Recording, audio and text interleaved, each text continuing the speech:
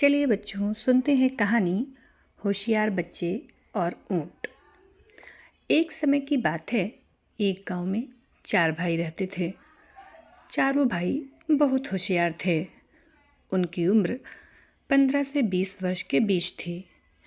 एक बार चारों अपने मामा के घर दूसरे गांव जा रहे थे। रास्ते में उन्हें ऊंट के पैरों के निशान दिखाई दिए। थोड़ा आगे चलने पर उन्हें एक व्यक्ति अपनी तरफ आता दिखाई दिया। जब व्यक्ति उनके पास आया तो उसने चारों भाइयों से पूछा, मेरा ऊँट कहीं खो गया है? क्या तुम्हें आसपास ऊँट कहीं दिखलाई दिया है? चारों भाई में सबसे बड़े भाई ने पूछा, क्या ऊँट का एक पैर टूटा है?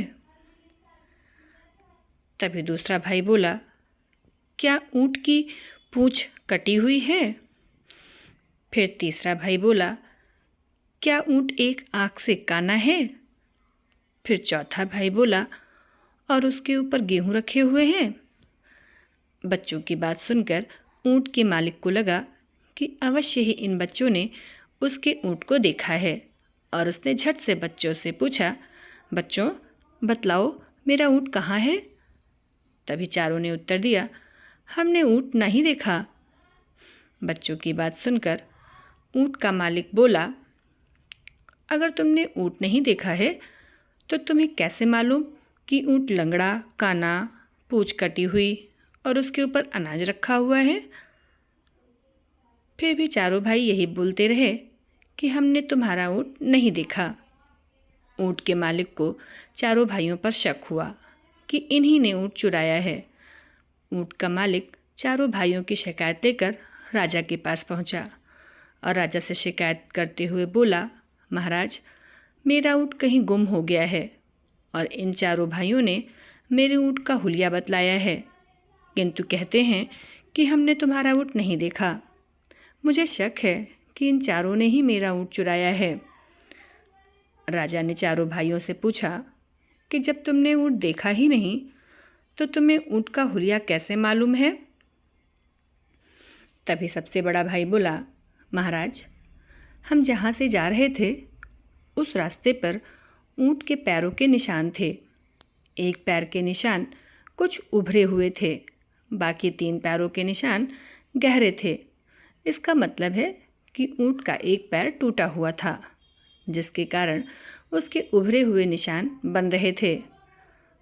दूसरे भाई ने कहा, महाराज, ऊँट की पूँछ कटी हुई होने का संदेह हमें इसलिए हुआ क्योंकि जहाँ ऊँट के पैरों के निशान थे वहाँ ऊँट का गोबर बिखरा हुआ नहीं था। इसका मतलब साफ था कि ऊँट की पूँछ कटी हुई है। इसी कारण गोबर पूँछ से नहीं टकराया और सीधा ज़मीन पर गिरा।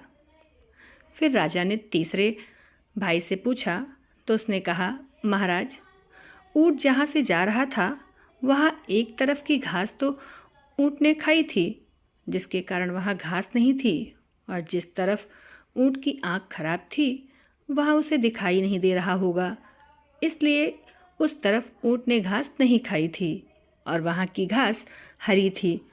इसीलिए हमने अंदाज़ा लगाया कि ऊँट काना है।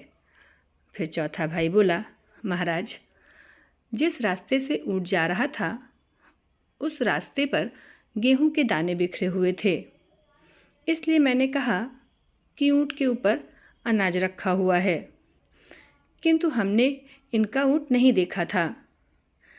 चारों के उत्तर सुनकर उनकी बुद्धिमत्ता पर राजा बहुत प्रसन्न हुआ और राजा ने चारों भाइयों को अपने सलाहकार मंडल में जगह दे दी। धन्यवाद।